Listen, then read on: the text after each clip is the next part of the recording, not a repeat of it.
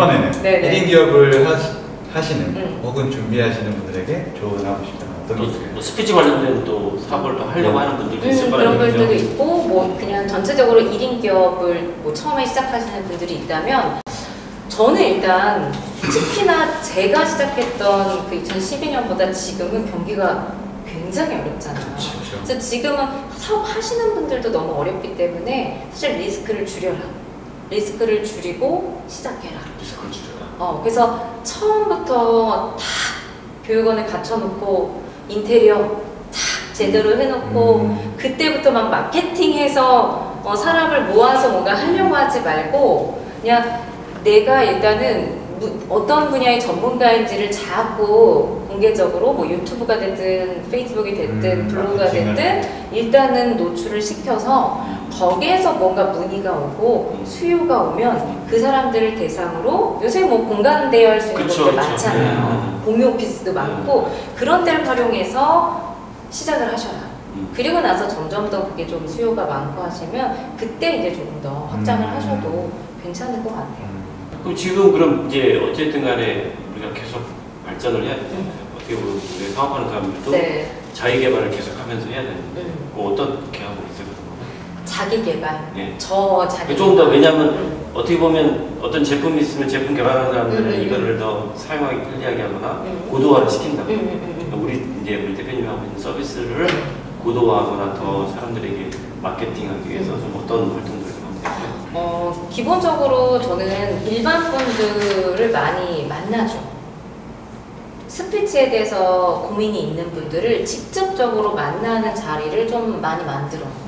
왜냐면 말씀하셨지만 저한테 이미 배우러 오신 정말 수천 명의 분들의 케이스가 있지만 또 각자 또 그 디테일하게 고민이라든지 이런 것들이 있기 때문에 저의 강점은 코칭 능력이기 때문에 많은 케이스, 그러니까 아까 임상 의사로 따지면 임상 얘기하신 것처럼 그런 분들을 많이 제가 접해야 이분의 케이스에서는 또 어떻게 코칭이 또 어떠한 솔루션을 들여서 효과가 날 수 있을지를 제가 더 능력을 레벨업 할 수 있으니까 그런 걸 많이 접해요.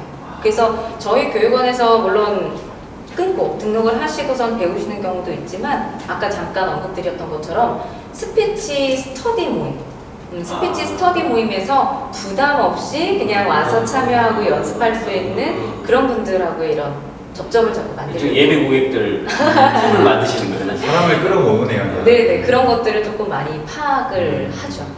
그래서 프로그램 개발에도 좀 많이 도움이 되고요. 처음 뵀을 때도 말씀이 굉장히 정제되고 이 뭐라 그러나 딱딱할 수 있거든요. 네, 맞아. 딱딱할 수 있어요. 여기 아나운서분들 같은 데 맞아. 전혀 딱딱하고 굉장히 이렇게 중도를 잘 조절하시는 것 같아요.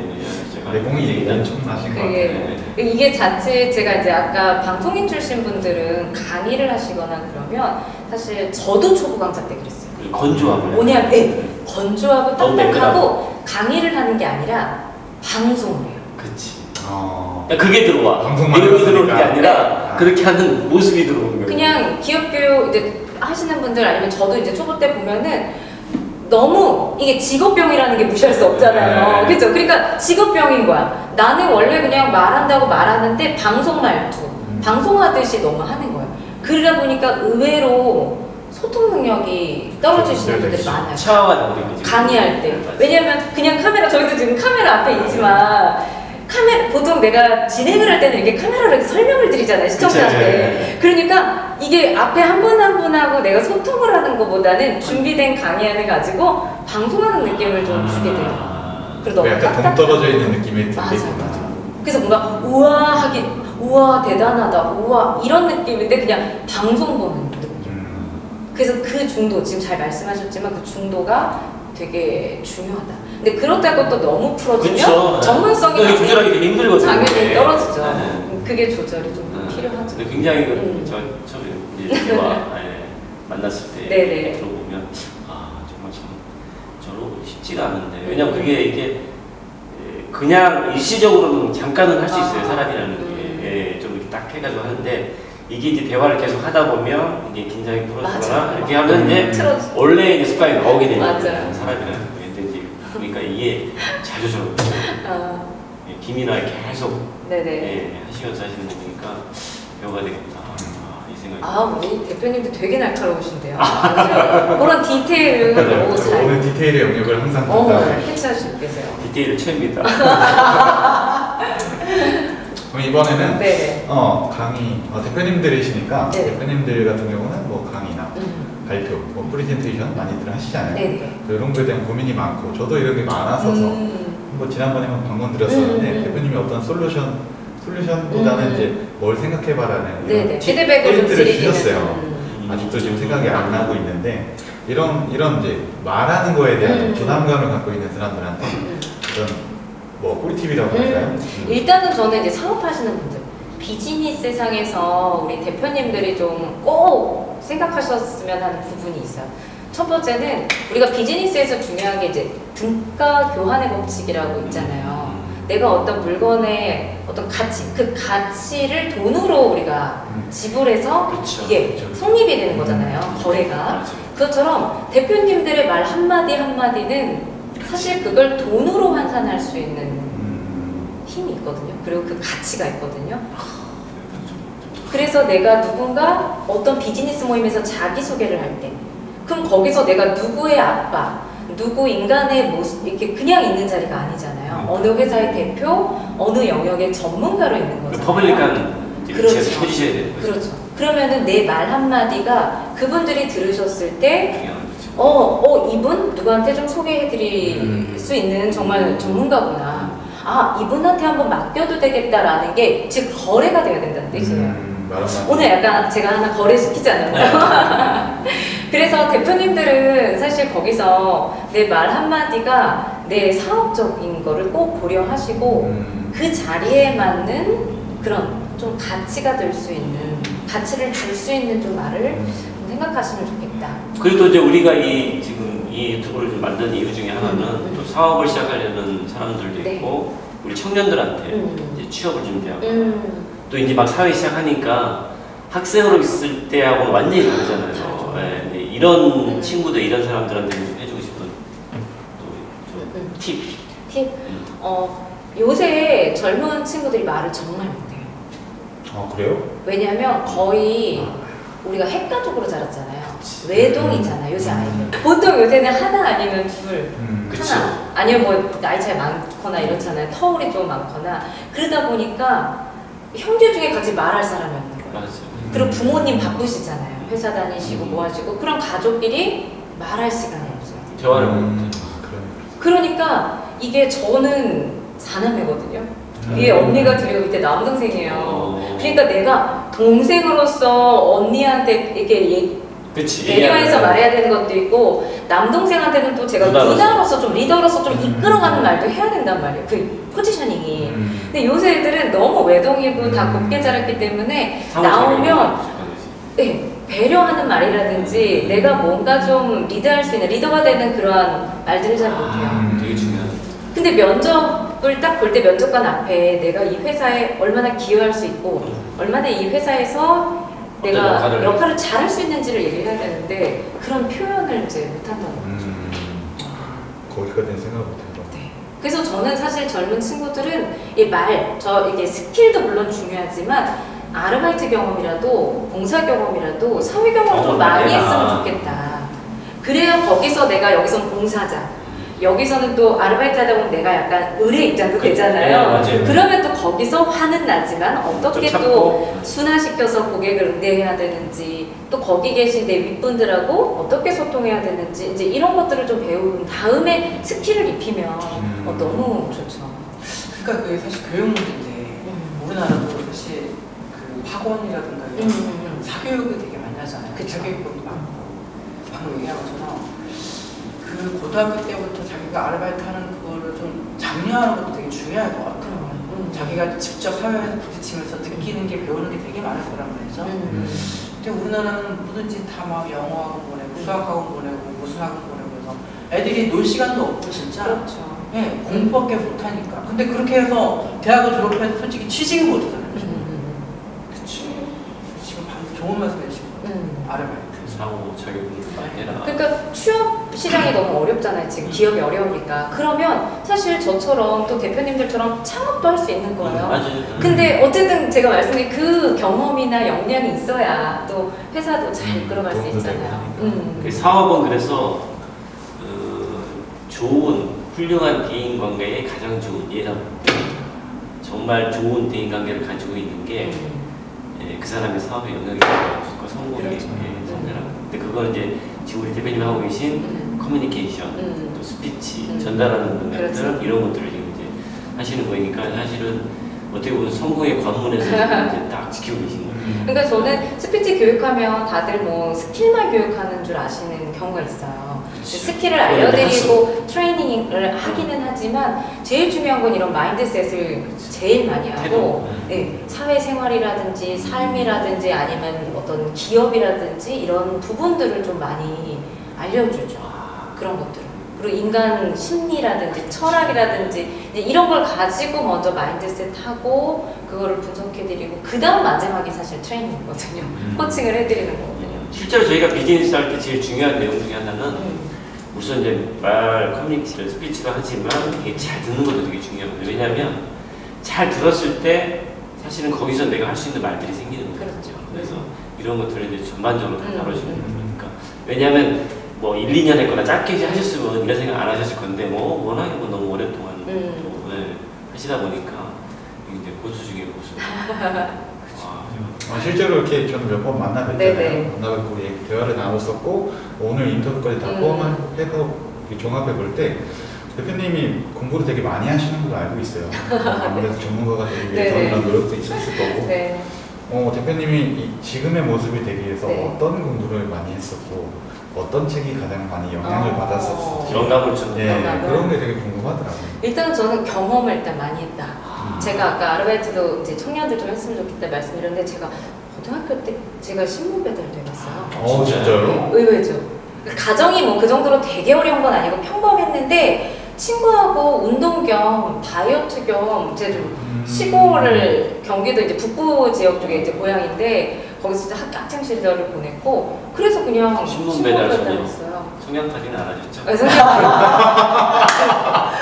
그리고 대학교 때 등록금 빼고는 대학교 때부터 쭉 제가 지금 독립해서 자립해서 제가 살고 있고요. 독순이시네. 네. 굿세라 독순. 그리고 이제 방송하다가 또 잠깐 휴식기에 호주로 여행을 갔는데 한 2달 정도 거기 살면서 현지인처럼 생활을 그러니까 관광지만 다닌 게 아니라 날씨 안 좋으면 집에서 그냥 DVD 보고 막 사드셨네.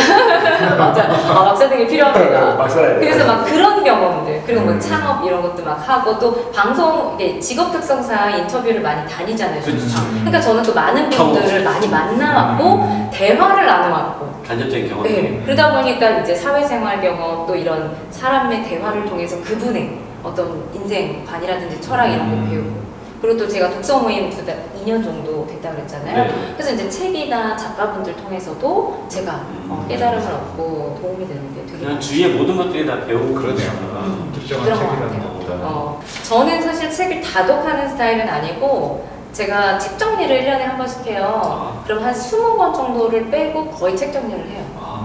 근데 20권은 뭐냐면 제가 이제 계속 옆에다 두고 갈 책. 근데 요새 책이 너무 많고 제가 또 독서 모임을 하니까 그 선정된 책들도 많이 읽다 보니까 근데 다 갖고 있으면 진짜 너무 부족하잖아요, 공간이. 그래서 저는 딱 이제 그 정도의 책은 항상 갖고 있는데 게으름의 찬양이라는 책이 있어요. 게으름의 찬양. 네. 근데 그게 되게 재밌는 책인데 배짱이가 쓴다 본데. 그죠. 제목만 보면은 그럴 수 있어요. 게으르라는 거야. 근데 거기서 이제 우리 사회를 꼬집고 있는 게 뭐냐면 요새 사람들이 너무 어떤 물질, 능력, 만능주의에 살다 보니까 그 돈을 벌기 위해서 너무 일만 하고 있다. 사실 보세요. 우리가 왜 열심히 살아요? 결국 돈을 많이 벌려고 하잖아요. 왜냐면 돈을 많이 벌어야 내가 행복한다고 느끼니까. 생각하고 있죠. 그쵸.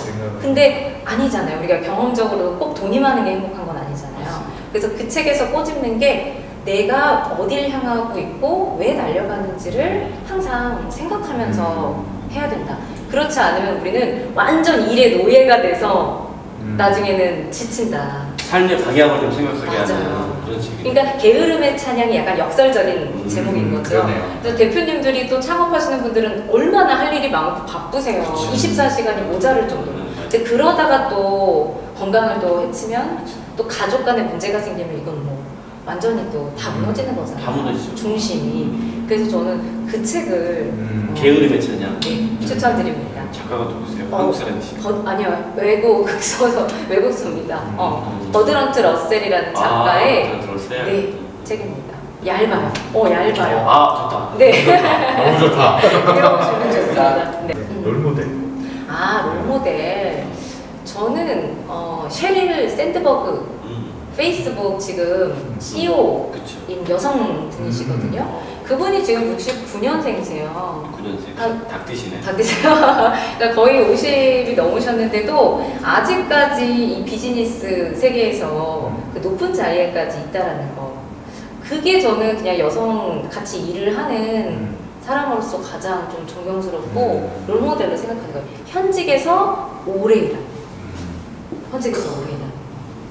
그리고 특히 여성분들은 출산, 육아, 결혼, 또 직장 생활 하신다면 약간 유리천장, 뭔가 한계를 느끼시는 여러 가지가 있잖아요. 허들이 많지. 네, 허들이 이제 많이 있기 때문에 그냥 그 나이에 그 커리어를 가지고 아직도 현직에서 멋지게 일을 하시는 모습이 제가 이제 여성, 어떻게 보면 사업가로서, 교육자로서 조금 롤모델로 삼는 분이에요. 멘토도 있으세요? 멘토?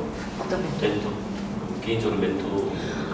저는 멘토는 어떤 한 분을 두지는 않고 이제 제가 인생에 있어서도 멘토라고 생각하는 분 찾아가고 일적으로 좀 또 멘토라고 생각하는 분 찾아가고 조금 이렇게 여러분을 두면서 도움을 받는 것 같아요. 코치라고 생각할 수도 있겠네요. 네, 그렇죠.